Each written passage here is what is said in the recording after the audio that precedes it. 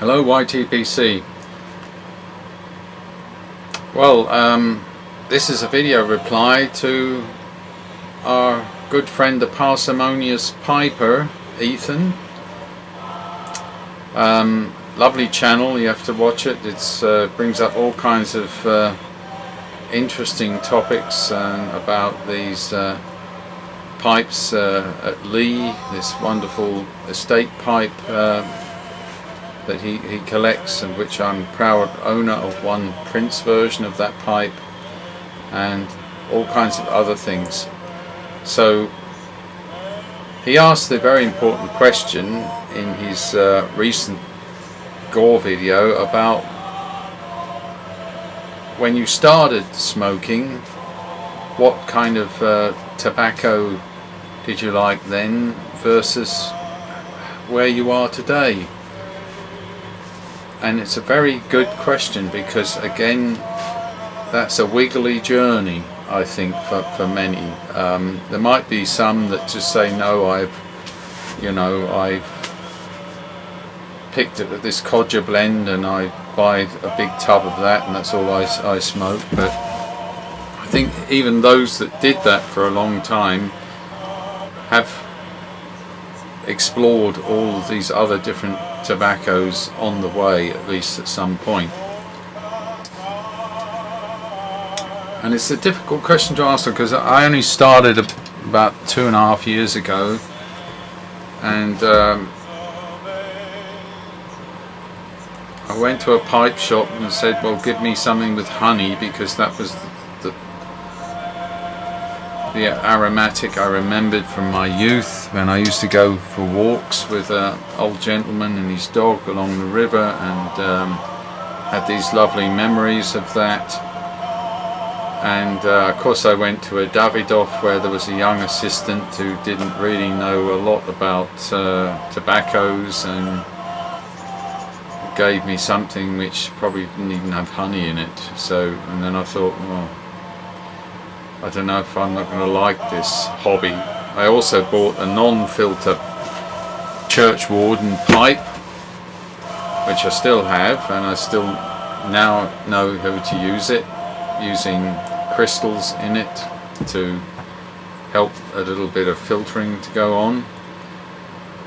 So I stumbled, if you like, when I started, and I still had the idea I would like aromatics, and I know everybody says, well, you may be better starting with an English blend or some burley blends, and not hot or rich Virginia blends. You know, all of this advice. I didn't know about YTPC. This was my problem. But I did use my iPad a lot, and I was using YouTube to watch documentaries and things about astronomy and all kinds of stuff, and I didn't realize there was this huge knowledge of and friendly offering of help and good company out there in YTPC. So once I started to latch on a little bit to that, I think, look, these guys do reviews, they explain everything. Good Mutton Chop was out there telling us that this is Burley, this is Perique, this is Latakia, these are the filters. Very simply, that anybody can understand it, and of course you start to get your foot on the first rung of the ladder that way. And all of these marvellous tobaccos, my mouth was watering. I thought, I've got to have that. I've got to try that.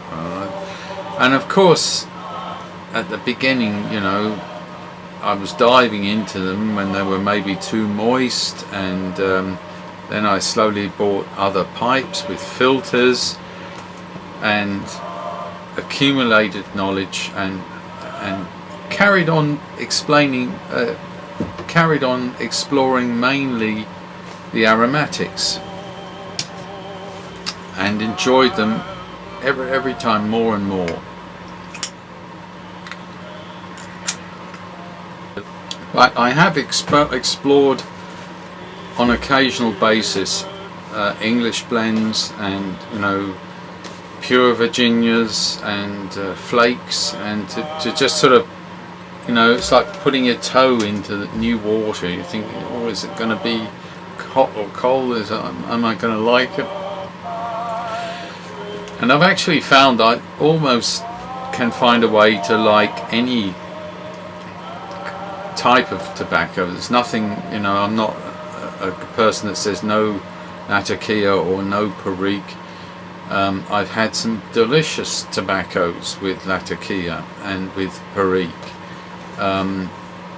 Sometimes they've got a sweet component, the Virginia in it, and then I've realised aged Virginia is different, and then I've realised that flakes smoke much cooler, and for example, St James Flake is one of my very favourites. I just love it. Or Germain's Rich Dark Flake is also right up there at the top. So it's been a process of discovery, and I have tended to stay on the main course of aromatics, but I'm coming to a point where I will revisit some of those digressions in English blends, for example, and blends with more Latakia in them or more Perique, and investigate them. That's in its infancy at the moment, but I'm coming to one of those points on the tree where there are bigger branches going in other directions, and I will still, of course, explore on the main branch, which I think will for a long time still be the aromatics, because they're my first love, and I will always probably be true to them. But knowing that a tobacco is for a different occasion, and sometimes you think, you know, it's like you wouldn't eat desserts all the time. You want something savoury to eat, or something in, you know, in a different direction. So is by tobaccos the case. I think that one likes to, depending on the occasion or where you are, what mood you're in, you would like to try something different and stimulate your taste buds and your sensory system with something which appeals to you, which is not what you've been looking at and trying out in the past. So some deviations may be ahead of me, but the main trunk of my enjoyment remains the broad path of aromatics. There are so many different aromatics, so many kinds. Then this is all the crossovers, of course, you know. So the tree I'm on will require great agility, like a monkey, jumping from one branch to another, and there are so many branches, and the rich fruits of this tree are all those tobaccos. That probably confuses you totally, Ethan, but it was a great question, and I thoroughly enjoyed trying to answer that. Well, it's a great channel you have, and I love to watch your videos. Keep it going, old mate, and look forward to seeing your next video. Cheers, bye everyone. You all take care there. Bye bye.